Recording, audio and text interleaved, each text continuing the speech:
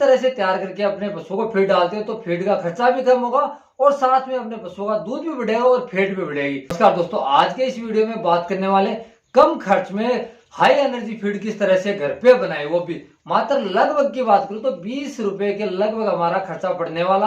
अभी आप अगर जो भी फीड डाल रहे हो अपने पशुओं को, लगभग आपको 30 रुपए केजी के हिसाब से फीड पड़ रहा है।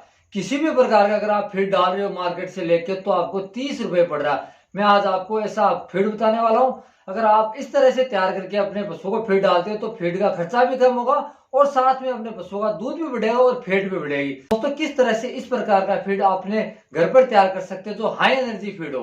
तो दोस्तों, मैं हूं सुरेंद्र, स्वागत है आपका खेत किसान मैनेजमेंट में। तो दोस्तों, हर पशुपालक भाई चाहता है कि हमारा फीड का खर्चा कम हो और दूध का उत्पादन बढ़े, जिससे हमारा डेयरी फार्म में फायदा हो।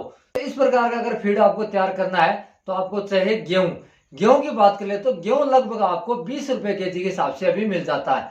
तो आप अपने पशुओं के लिए गेहूं का आटा जो दलिया होता है वो लगभग पर टाइम की बात करूं तो 1 केजी अपने पशुओं को डालना चाहिए। गेहूं के आटे के साथ में बात कर लेते हैं, यार में इसमें मक्की डाल सकते हैं। मक्के की बात करता हूं तो मक्का लगभग 24 रुपए के केजी मक्का हमें आसानी से बाजार में मिल जाता है।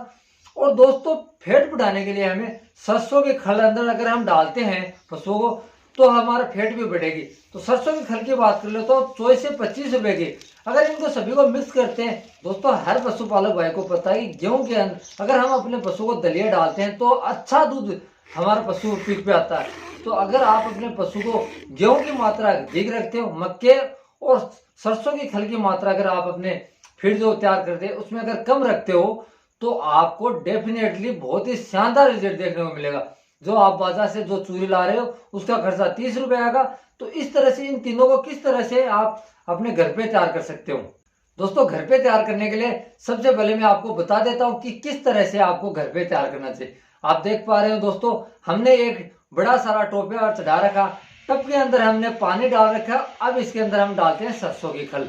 सरसों की खल ऐसे तो हम अपने पशुओं को डाल नहीं सकते, क्योंकि अगर हमने सरसों की खल अपने पशुओं को डाल दी तो दुर्गंध आएगी। तो उसकी वजह से अपने पशु सही से तरीके से खा नहीं पाते। तो इसके अंदर हम सरसों के खल डाल देते हैं। डालने के बाद में इसको 5 से 10 मिनट तक गर्म करने के लिए छोड़ देते हैं। गर्म करने के बाद में इसके अंदर मक्के का दलिया और गेहूं उनको डालकर अच्छी तरह से पका लेते हैं। पकाने के बाद में दोस्तों इस तरह का तैयार हो जाता है। आप देख पा रहे हो इस तरह का तैयार होगा। इस तरह का तैयार होने के बाद में जब ठंडा हो जाए आप अपने पशुओं को डाल सकते हैं। अगर पशुओं को डालेंगे तो आप जो भी अगर अंदर फीड दे रहे हो वो धीरे धीरे कम कर दो, इस फीड को धीरे धीरे अपने पशुओं को बढ़ा दो।